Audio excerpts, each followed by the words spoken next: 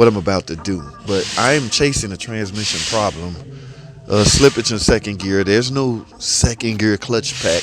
It's not like a 62 TE where I can take it out, overhaul it, recondition it and bring second gear back to life. There's no parts. So you have internal problems. They pretty much making you replace it. I'm gonna make this as simple and realistic as I can. Okay, there's no reason to complicate or make this bigger than what it is. These transmission. This is an 8 HP, 8-speed rear-wheel drive transmission. Fluid level inspection is pretty much dependent on the temperature of the fluid. Okay, so the Jeep is nice and warm. It's at operating temperature. I just come off a small little drive. Okay, so all I'm gonna do now is simply remove this plug while it's running and see if fluid come out. If fluid trickle out, it's full, guys. It's just simple as that. No need to making this complicated when it's not. It don't have to be complicated.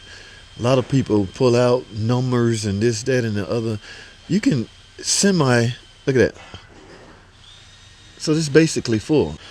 So now, which leads to question, so what do we do now? Guys, because there's no repairs or there's no parts to attempt a repair, I have no choice. I know this sucks. I have to write up an estimate to replace the transmission. It's a problem in second gear. The transmission is full. Now the transmission was fairly brown. This 100 and something thousand miles on this. Okay, there is a service maintenance interval.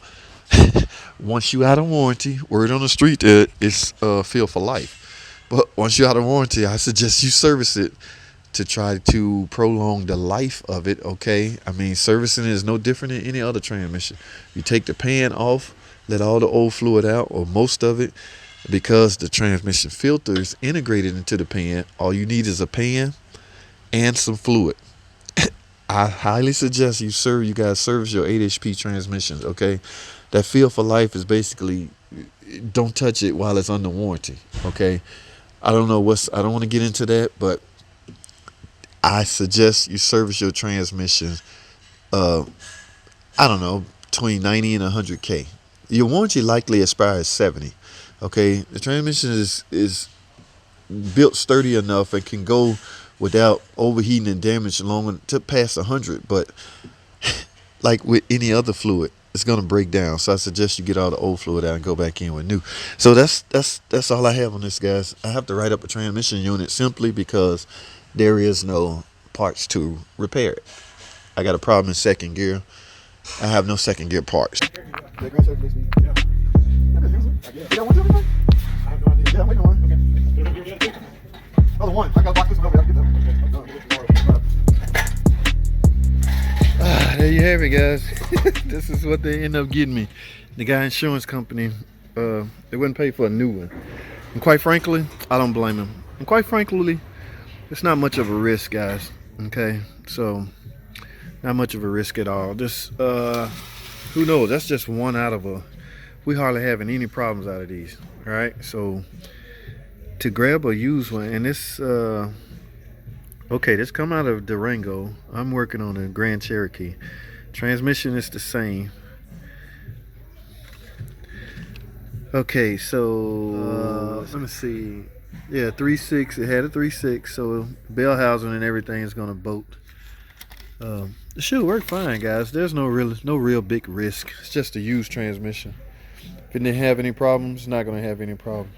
Now, guys, you got to understand when you're swapping out transmission that's electronically controlled, especially a ZF transmission, okay?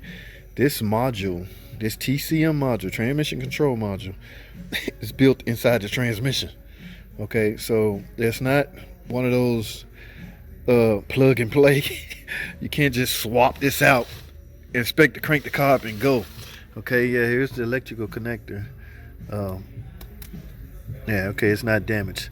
So once I plug the electrical connector from the vehicle into this, all the electronics should pick up.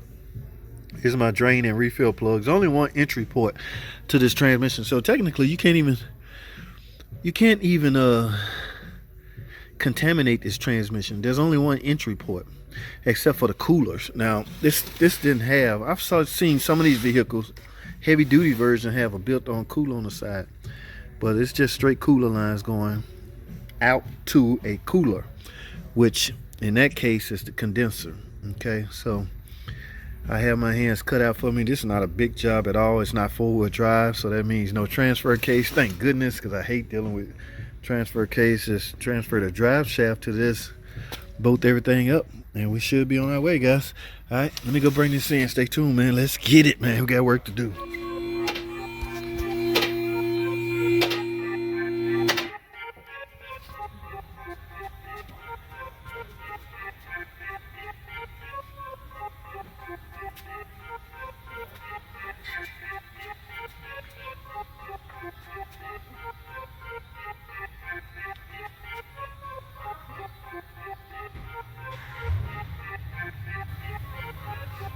All right, guys, this got to come off. So this lift is in the wrong spot. I got to relocate this lift. Got to put it somewhere else. All right, hold tight.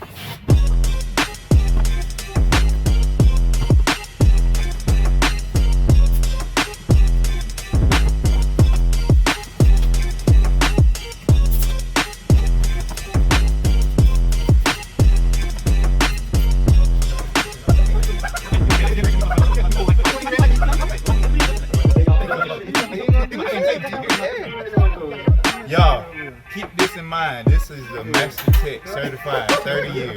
Don't even know to put air in the jack before you let it. I told you, Jalen. Let it down. Guys, Jalen said I'm dangerous. JT and Jalen just died, almost died.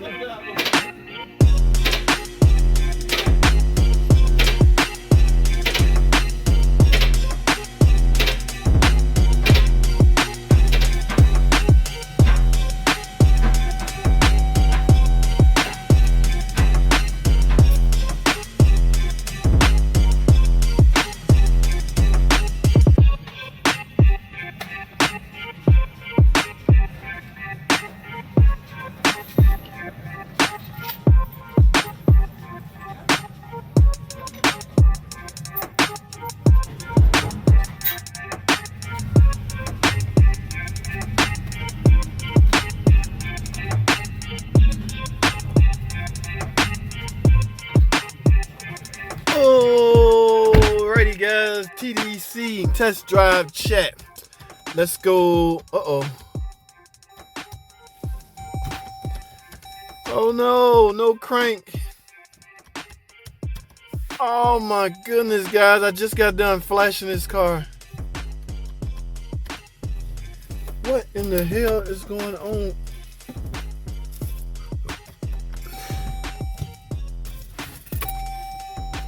Oh my goodness, guys, stay tuned, man. Ah!